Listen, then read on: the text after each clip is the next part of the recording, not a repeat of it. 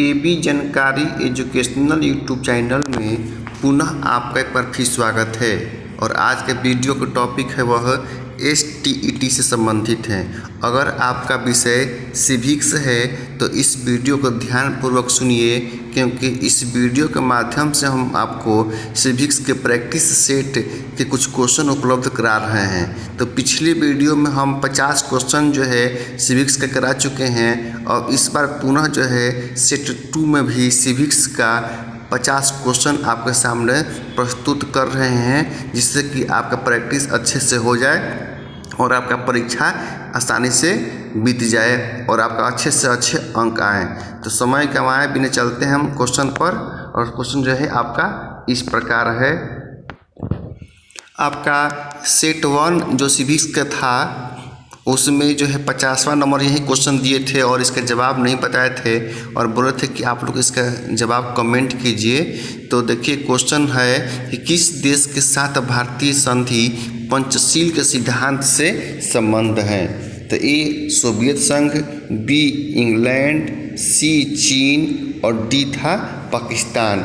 और 50 का जो सही जवाब था वह था सी, चीन के साथ जो है पंचशील के सिद्धांत सिद्ध संबंध बाधित हुई थी। यानी कि किस देश के साथ भारतीय संधि पंचशील के सिद्धांत से संबंध है, तो सी इसका जवाब होगा चीन से। ये हुआ इसके पहले के सेट का जवाब। अगर पहला सेट अगर नहीं देख चुके हैं तो डिस्क्रिप्शन में उसका लिंक दिया हुआ है, आप जाकर उसको पुनः भी उस सेट को देख सकते हैं। अब चलते हैं 11 number question, sorry 51 number question है। यहाँ से आज का हमारा नया क्वेश्चन प्रारंभ हो रहा है। 50 क्वेश्चन इसमें सम्मिलित किया जाएगा। तो सोवियत संघ के विभाजन के बाद रूस का प्रथम निर्वाचित राष्ट्रपति कौन था? बहुत ही इम्पोर्टेंट क्वेश्चन है। इसी प्रकार के क्वेश्चन में आ रहे हैं, परीक्षा में प्रश्न पूछे जा रहे हैं कि सोवियत संघ के विभाजन के बाद रूस का प्रथम निर्वाचित राष्ट्रपति कौन था? ए ब्रेजनेव, बी येल्त्सिन, सी स्टालिन और डी गोर्बाचेव। और 51 का सही जवाब होगा वह होगा बी येल्त्सिन। जी हाँ। अगला क्वेश्चन है, निम्नलिखित में से किसने खुले द्वार की नीति अपनाई? निम्नलिखित में से किसने खुले द्वार की नीति अपनाई? ए ब्रिटेन, बी अमेरिका, सी भारत और डी चीन। और इसका सही जवाब होगा डी चीन। अगला है, मैकमोहन रेखा क्या है? मैकमोहन रेखा क्या है? ए भारत एवं चीन के बीच की सीमा रेखा, बी भारत और पाकिस्तान के बीच की सीमा रेखा, सी भारत और श्रीलंका के बीच की सीमा रेखा और डी इनमें से कोई नहीं। और 53 का सही जवाब होगा ए भारत एवं चीन के बीच की सीमा रेखा। अगला क्वेश्चन है, संयुक्त राष्ट्र चार्टर स्वीकार किया गया। संयुक्त राष्ट्र चार्टर स्वीकार किया गया। ए लास वेगास में, बी नई दिल्ली में, सी सैन फ्रांसिस्को में और डी लंदन में। और इसका 54 का सही जवाब होगा वह होगा सी सैन फ्रांसिस्को में। अगला क्वेश्चन है 55 नंबर है, संयुक्त राष्ट्र संघ के प्रथम महासचिव कौन थे? संयुक्त राष्ट्र संघ के प्रथम महासचिव कौन थे? ए वान की मून, बी त्रिवेली, सी यूथॉन्ट, डी कोफी आनंद। और सही जवाब होगा बी त्रिवेली। यानी कि संयुक्त राष्ट्र संघ के प्रथम महासचिव त्रिवेली हैं। अगला क्वेश्चन है, निम्नलिखित में से कौन एक आसियाना का सदस्य नहीं है? निम्नलिखित में से कौन एक आसियाना का सदस्य नहीं है? A Indonesia, B Philippines, C Singapore और डी श्रीलंका। और इसका सही जवाब होगा 56 का, वह होगा डी श्रीलंका। यानी कि श्रीलंका जो है आसियाना का सदस्य जो है नहीं है। 57 नंबर क्वेश्चन है, अमनेस्टी इंटरनेशनल क्या है? अमनेस्टी इंटरनेशनल क्या है? ए राजनीतिक संगठन, बी एक पर्यावरणीय संगठन, सी एक मानवाधिकार संगठन और डी एक सामाजिक संगठन। और 57 का सही जवाब होगा वह होगा सी एक मानवाधिकार संगठन। यानी कि अमनेस्टी इंटरनेशनल एक मानवाधिकार संगठन है। अगला क्वेश्चन है, गुटनिरपेक्ष आंदोलन अस्तित्व में आया, कब आया? गुटनिरपेक्ष आंदोलन अस्तित्व में कब आया? ए 1961, बी 1971, सी 1981 और डी 1991 और 58 का सही जवाब होगा ए 1961। यानी कि कूटनिरपेक्ष आंदोलन अस्तित्व में कब आया? 1961 ईस्वी में। अगला है वर्तमान समय में दलाई लामा रहते हैं। वर्तमान समय में दलाई लामा रहते हैं ए तिब्बत में, बी म्यांमार में, सी श्रीलंका में और डी भारत में। वर्तमान समय में दलाई लामा रहते हैं ए तिब्बत में, बी म्यांमार में, सी श्रीलंका में और डी भारत में। और 59 का सही जवाब होगा वह होगा डी भारत में। यानी कि वर्तमान में दलाई लामा कहाँ रहते हैं? तो भारत में रहते हैं। अगला क्वेश्चन है 60 नंबर कि भारत एवं पाकिस्तान में शिमला समझौता कब हुआ? भारत एवं पाकिस्तान में शिमला समझौता कब हुआ? ए 1974, बी 1966, सी 1972 और डी 1999। और 60 का सही जवाब होगा वह होगा आपका सी, यानी कि 1972 में। यानी कि भारत और पाकिस्तान में शिमला समझौता 1972 में हुआ था। 61 है निम्नलिखित में कौन सुमेलित है? यूरोपियन यूनियन 1992, सार्क 1987, संयुक्त राष्ट्र संघ 1950 और ओपेक 2000। और 61 का सही जवाब होगा ए यूरोपियन यूनियन 1992। 62 नंबर क्वेश्चन है कि जून 1992 में पृथ्वी सम्मेलन हुआ था। जून 1992 में पृथ्वी सम्मेलन हुआ था क्योटो में, बी नई दिल्ली में, सी रियो डी जेनेरिया में और डी टोक्यो में। और 62 का सही जवाब होगा वह होगा ए टोक्यो में। अगला क्वेश्चन है विश्व व्यापार संगठन अस्तित्व में कब आया? विश्व व्यापार संगठन अस्तित्व में कब आया? ए 1945 में, बी 1995 में, सी 1961 में और डी 1971 में। और 63 का सही जवाब होगा बी 1995 में। यानी कि विश्व व्यापार संगठन जो है 1995 में अस्तित्व में आया था। 64 नंबर क्वेश्चन है भारत के दूसरे राष्ट्रपति कौन थे? भारत के दूसरे राष्ट्रपति कौन थे? ए ज्ञानी जैल सिंह, बी नीलम संजीव रेड्डी, सी एस राधाकृष्णन और डी के आर नारायण। और इसका सही जवाब होगा सी एस राधाकृष्णन। अगला क्वेश्चन है राजा कौन थे? राजाकार, ध्यान दीजिए क्वेश्चन, राजाकार कौन थे?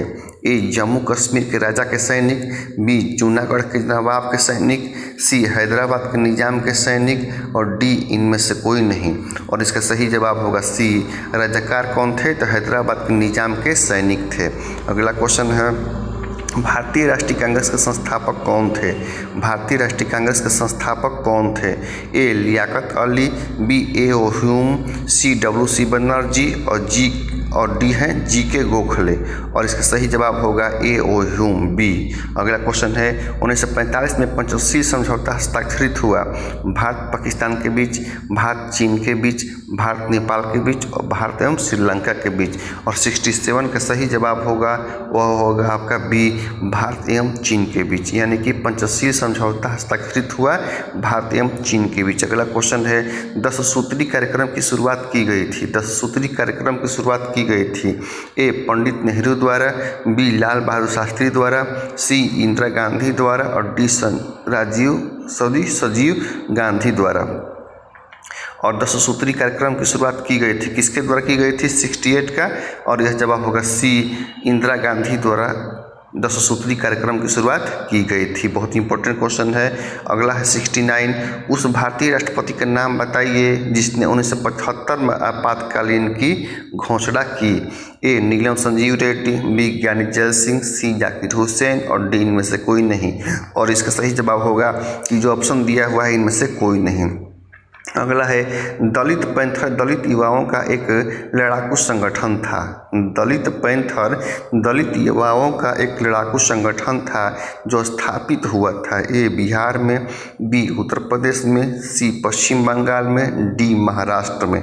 दलित पैंथर दलित युवाओं का एक लड़ाकू संगठन था जो स्थापित हुआ था तो बिहार में, उत्तर प्रदेश में और पश्चिम बंगाल में, महाराष्ट्र में। और 70 का सही जवाब होगा वह होगा आपका डी, महाराष्ट्र में। दलित पैंथर दलित युवाओं का एक लड़ाकू संगठन था, यह महाराष्ट्र में स्थापित हुआ था। 71 नंबर क्वेश्चन है, द्वितीय पंचवर्षीय योजना में मुख्य ध्यान दिया गया था।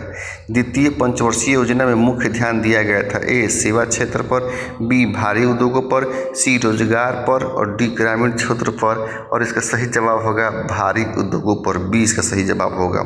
अगला है, भारत के प्रथम आम चुनाव में किस दल ने दूसरा स्थान प्राप्त किया था। भारत के प्रथम आम चुनाव में किस दल ने दूसरा स्थान प्राप्त किया था। ए भारतीय कम्युनिस्ट पार्टी, बी जनसंघ, सी कांग्रेस और डी मुस्लिम लीग। और 72 का सही जवाब होगा जनसंघ। अगला क्वेश्चन है, बहुजन समाजवादी पार्टी की स्थापना किसके द्वारा की गई। बहुजन समाजवादी पार्टी की स्थापना किसके द्वारा की गई। ए मायावती, बी काशीराम, सी मुलायम सिंह यादव और डी कल्याण सिंह। बहुजन समाजवादी पार्टी की स्थापना किसके द्वारा की गई। ए मायावती, बी काशीराम, सी मुलायम सिंह और डी कल्याण सिंह। और इसका सही जवाब होगा बी काशीराम। अगला क्वेश्चन है, TRS एक क्षेत्रीय दल है। TRS एक क्षेत्रीय दल है। ए तमिलनाडु का, बी आंध्र प्रदेश का, सी महाराष्ट्र का और डी असम का। और इसका सही जवाब होगा आंध्र प्रदेश का। अगला क्वेश्चन है, भारतीय सांख्यिकीय संस्थान के संस्थापक कौन थे। भारतीय सांख्यिकीय संस्थान के संस्थापक कौन थे। ए PC महालनोबिस, बी मेधा पाटकर, सी होमी जहांगीर भाभा और डी रामानुजम। और भारतीय सांख्यिकीय संस्थान के संस्थापक कौन थे। और इसका सही जवाब होगा 75 का, वह होगा ए PC महालनोबिस। अगला है, भारतीय जनता पार्टी द्वारा किए गए गठबंधन को हम क्या कहते हैं। भारतीय जनता पार्टी द्वारा किए गए गठबंधन को हम क्या कहते हैं। ए राजग, बी संयुक्त मोर्चा, सी सप्रंग और डी कोई नहीं। और इसका सही जवाब होगा ए राजग, राष्ट्रीय जनतांत्रिक गठबंधन। अगला क्वेश्चन है, गठबंधन सरकार के होने से संसदीय व्यवस्था में क्या खामियां आई है। ए राष्ट्रपति की दुर्बल स्थिति, बी प्रधानमंत्री की सबल स्थिति, सी क्षेत्रीय दलों का उदय और डी सामूहिक उत्तरदायित्व के सिद्धांतों की अवहेलना। और इसका सही जवाब होगा डी सामूहिक उत्तरदायित्व के सिद्धांतों की अवहेलना। अगला क्वेश्चन है 78 नंबर, 6 दिसंबर 1992 को निम्नलिखित में कौन सी घटना हुई। 6 दिसंबर 1992 को निम्नलिखित में से कौन सी घटना हुई। ए बाबरी मस्जिद का विध्वंस, बी जनता दल का गठन, सी राजग सरकार का गठन, डी गोधरा कांड। 6 दिसंबर 1992 को नामांकित कौन सी घटना हुई। तो सही जवाब होगा ए बाबरी मस्जिद का विध्वंस हुआ था 6 दिसंबर 1992 को। अगला है 79, वैश्वीकरण के चलते विश्व का स्वरूप हो गया। वैश्वीकरण के चलते विश्व का स्वरूप हो गया। ए वैश्विक गांव का, बी मुक्त बाजार का, सी अंतर्राष्ट्रीय विचार का और इनमें से कोई नहीं। और इसका सही जवाब होगा ए वैश्विक गांव का, यानी कि वैश्वीकरण के चलते विश्व का स्वरूप कैसा हो गया, वैश्विक गांव का। शीत युद्ध के संबंध में निम्नलिखित में कौन कथन सही नहीं है। ए यह दो महाशक्तियों के बीच विचारों का होड़ प्रारंभ हुआ। यह अमेरिकी सोवियत संघ और उनके मित्र देशों के बीच एक प्रतिस्पर्धा थी। सी शीत युद्ध के चलते हथियारों को होड़ प्रारंभ हुई। डी संयुक्त राज्य अमेरिका और सोवियत संघ सीधे युद्ध में सम्मिलित थे। और क्वेश्चन पूछ रहा है कि शीत युद्ध के संबंध में निम्नलिखित में से कौन कथन सही नहीं है। तो सही नहीं है यानी कि डी सही नहीं है, यानी कि संयुक्त राज्य अमेरिका और सोवियत संघ सीधे युद्ध में सम्मिलित नहीं हुए थे। एक D1 नंबर क्वेश्चन है कि संयुक्त राज्य अमेरिका 1970 तक, ध्यान दीजिए, अगर क्वेश्चन में किसी प्रकार की समस्या आ रही है, स्पीड ज़्यादा है, तो भी आप कमेंट करके आप बता सकते हैं कि किस प्रकार की समस्या आ रही है। क्योंकि समय कम है इसलिए हम थोड़ा सा फास्ट गति से इसको हम पढ़ रहे हैं। लेकिन आप चाहें इसको स्लो ढंग से सुनना तो आप अपने वीडियो क्वालिटी स्लो करके धीरे धीरे भी इसको सुन सकते हैं। तो 81 नंबर क्वेश्चन है, संयुक्त राज्य अमेरिका 1970 तक किस साम्यवादी देश को संयुक्त राष्ट्र का सदस्य नहीं मानने दिया। संयुक्त राज्य अमेरिका 1970 तक किस साम्यवादी देश को संयुक्त राष्ट्र का सदस्य नहीं बनने दिया। और इसका सही जवाब होगा साम्यवादी चीन को। अगला क्वेश्चन है इस प्रकार, देखिए 82 में किसने सोवियत संघ में सुधारों की शुरुआत की। किसने सोवियत संघ में सुधारों की शुरुआत की। A Mikhail Gorbachev, B Boris Yeltsin, C Brezhnev, और डी खुश्चेव। और 82 का सही जवाब होगा वह होगा ए मिसाइल गोर्बाचोव। यानी कि किसने सोवियत संघ में सुधारों की शुरुआत की, तो इसका सही जवाब होगा ए मिसाइल गोर्बाचोव। अगला है सोवियत संघ के विघटन के बाद रूस में कौन राष्ट्रपति थे? ए मिसाइल गोर्बाचोव, बी ब्रेजनेव, सी बोरिस येल्त्सिन। यही इसका सही जवाब होगा। पहले भी एक बार इसी वीडियो में आ चुका है कि सोवियत संघ के विघटन के बाद रूस के कौन राष्ट्रपति थे, और उसमें भी यही जवाब था कि बोरिस येल्त्सिन। लेकिन उस प्रश्न में बोरिस नाम नहीं लिखा था, शॉर्ट में नाम लिखा था कि येल्त्सिन। लेकिन आप यहाँ उनका पूरा नाम भी जान गए कि बोरिस येल्त्सिन। यानी कि सोवियत संघ के विघटन के बाद रूस में कौन राष्ट्रपति थे? तो बोरिस येल्त्सिन। अगला है 84 नंबर क्वेश्चन, समकालीन विश्व व्यवस्था के संबंध में। क्वेश्चन सुन लीजिए, समकालीन विश्व व्यवस्था के संबंध में निम्नलिखित में कौन कथन सही नहीं है? ए अगर कोई ऐसा सरकार मौजूद नहीं है जो देशों के व्यवहार को नियोजित कर सके। बी अंतर्राष्ट्रीय मामलों में संयुक्त राज्य अमेरिका का वर्चस्व। सी विभिन्न देश एक दूसरे के विरुद्ध बल प्रयोग करते हैं। डी जो देश अंतर्राष्ट्रीयकरण का उल्लंघन नहीं करते। और 84 के सही आपका जवाब होगा वह होगा डी जो देश अंतर्राष्ट्रीयकरण कारण का उल्लंघन नहीं करते। अगला क्वेश्चन है 85 नंबर कि भारत विभाजन के संबंध में निम्नलिखित में कौन कथन सही है? भारत विभाजन के संबंध में निम्नलिखित में कौन कथन सही है? ए भारत विभाजन द्विराष्ट्रीय सिद्धांत का परिणाम था। बी दो प्रांतों पंजाब और बंगाल का विभाजन धार्मिक बहुसंख्यों के आधार पर किया गया था। सी पंजाब और बंगाल में मुसलमानों की आबादी अधिक थी। डी उपयुक्त सभी। और 85 का सही जवाब होगा वह होगा डी उपयुक्त सभी। यानी कि ऊपर लिखित सभी बातें क्या है? सही है। कि भारत विभाजन के संबंध में कौन सी कथन सही है? तो सभी यहाँ जितने चारों दिए हैं चारों जो है सही है। अगला है 86, कौन राजनीतिक पार्टी एक सामाजिक एवं विचारात्मक गठबंधन के रूप में 1950 के दशक में मौजूद थी?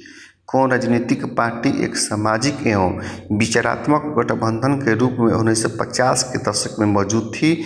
ए socialist party, B Akhil Bharatiya Congress, सी भारतीय जनसंघ, और डी भारतीय साम्यवादी दल। और 86 का सही जवाब होगा बी अखिल भारतीय कांग्रेस। अगला है भारतीय अर्थव्यवस्था को हम क्या कहेंगे? भारतीय अर्थव्यवस्था को हम क्या कहेंगे? ए निजी अर्थव्यवस्था, बी पूंजीवादी अर्थव्यवस्था, सी मिश्रित अर्थव्यवस्था, और डी इनमें से कोई नहीं। और इसका 87 का सही जवाब होगा वो होगा सी मिश्रित अर्थव्यवस्था। यानी कि भारतीय अर्थव्यवस्था जो है मिश्रित अर्थव्यवस्था है। 88 भारत में नई आर्थिक नीति के संचालक कौन है? भारत में नई आर्थिक नीति के संचालक कौन है? ए डॉक्टर मनमोहन सिंह, बी यशवंत सिन्हा, सी बीपी सिंह, और डी राजीव गांधी। अब भारत में नई आर्थिक नीति के संचालक कौन है? 88 का सही जवाब होगा ए मनमोहन सिंह। अगला है 89, निम्नलिखित में कौन सही है? निम्नलिखित में कौन सही है? भारतीय स्वतंत्रता के समय विश्व को शक्ति गुटों, पश्चिमी गुट और साम्यवादी गुट में प्रभुत्व क्षेत्र के फैलाव को लेकर रस्साकसी थी। बी पश्चिमी गुट का नेतृत्व संयुक्त राज्य अमेरिका और साम्यवादी गुट का नेतृत्व सोवियत संघ कर रहा था। सी इन दोनों गुटों के आपसी खींचातान में विश्व में शीत युद्ध की स्थिति उत्पन्न हो गई थी। और उपयुक्त सभी। और 89 का सही जवाब होगा डी उपयुक्त सभी। यानी कि ऊपर लिखी सभी बातें क्या है? सही है। क्या क्या सही है? रिपीट कर देते हैं कि भारतीय स्वतंत्रता के समय विश्व को शक्ति गुटों, पश्चिमी गुट और साम्यवादी गुट में प्रभुत्व क्षेत्र के फैलाव को लेकर रस्साकसी थी। और ये भी सही है। दूसरा भी सही है कि पश्चिमी गुट का नेतृत्व संयुक्त राज्य अमेरिका और साम्यवादी गुट का नेतृत्व सोवियत संघ कर रहा था। और तीसरा भी सही है कि इन दोनों गुटों में आपसी खींचातान में विश्व में शीत युद्ध की स्थिति उत्पन्न हो गई थी। और डी तो सही है, उपयुक्त सभी इस प्रकार सभी सही है। और 90 नंबर क्वेश्चन है कि गुट निरपेक्षता का अर्थ क्या है। गुट निरपेक्षता का अर्थ क्या है। ए परस्पर विरोधी गुटों में शामिल होना, बी विश्व के किसी भी गुट में शामिल नहीं होना, सी विश्व के सभी गुटों में शामिल होना, और डी विश्व के किसी भी गुट में शामिल नहीं होने और मौजूद परस्पर विरोधी गुटों में सामंजस्य बनाए रखना। और इसका सही जवाब होगा 90 का, और वह होगा आपका 90 का डी, यानी कि विश्व के किसी भी गुट में शामिल नहीं होना और मौजूद परस्पर विरोधी गुटों में सामंजस्य बनाए रखना, यही गुट निरपेक्षता का अर्थ है। 91 नंबर क्वेश्चन है गैर कांग्रेसवाद का नारा किसने दिया। गैर कांग्रेसवाद का नारा किसने दिया। ए राम मनोहर लोहिया, बी के कामराज, सी कपूरी ठाकुर, और डी प्रोफेसर बलराम माधोक। और 91 का सही जवाब होगा वह होगा ए, यानी कि राम मनोहर लोहिया। गैर कांग्रेसवाद का नारा किसने दिया। राम मनोहर लोहिया ने। गैर कांग्रेसवाद का नारा किसने दिया। राम मनोहर लोहिया ने। 92 नंबर क्वेश्चन है गरीबी हटाओ का नारा किस चुनाव में अपना प्रभाव दिखाया। गरीबी हटाओ का नारा किस चुनाव में अपना प्रभाव दिखाया। ए 1967 में, बी 71 में, सी 1957 में, और डी 1962 में। और 92 का सही जवाब होगा बी 1971 के चुनाव में अपना प्रभाव दिखाया। गरीबी हटाओ का नारा इंदिरा गांधी द्वारा दिया गया था ये। अगला क्वेश्चन है 93 कि निम्नलिखित में से किस राजनीतिक दल ने जून 1975 की आपातकाल की घोषणा का समर्थन किया। निम्नलिखित में से किस राजनीतिक दल ने जून 1975 की आपातकाल की घोषणा का समर्थन किया। तो ए है भारतीय समाजवादी दल, बी जनसंघ, सी भारतीय लोकदल, और डी सोशलिस्ट पार्टी। और 93 का सही जवाब होगा ए भारतीय समाजवादी दल। आपको बताते चलें कि यह 53 नंबर क्वेश्चन है। अभी 7 क्वेश्चन और बाकी है, लेकिन आपको बताते चलें कि जब ही स्टेट की परीक्षा समाप्त होगी उसके जस्ट बाद ये सी टेट से संबंधित सभी जो है सेट आपके इसी यूट्यूब चैनल पर उपलब्ध कराया जाएगा। इसके लिए एक और है कि आप इस टाइप का क्वेश्चन पढ़ना चाहते हैं, तैयारी करना चाहते हैं, तो आप हमारे वेबसाइट www.abjankaree.in को आप जो है चेक कर सकते हैं। अगला क्वेश्चन है 94 किस उच्च न्यायालय ने इंदिरा गांधी के चुनाव को अवैध करार दिया था। 94 क्वेश्चन बहुत इंपॉर्टेंट है। ए पटना उच्च न्यायालय, बी इलाहाबाद उच्च न्यायालय, सी मद्रास उच्च न्यायालय, और डी कलकत्ता उच्च न्यायालय। और 94 का सही जवाब होगा बी इलाहाबाद उच्च न्यायालय। किस उच्च न्यायालय ने इंदिरा गांधी के चुनाव को अवैध करार दिया था। तो इलाहाबाद उच्च न्यायालय ने।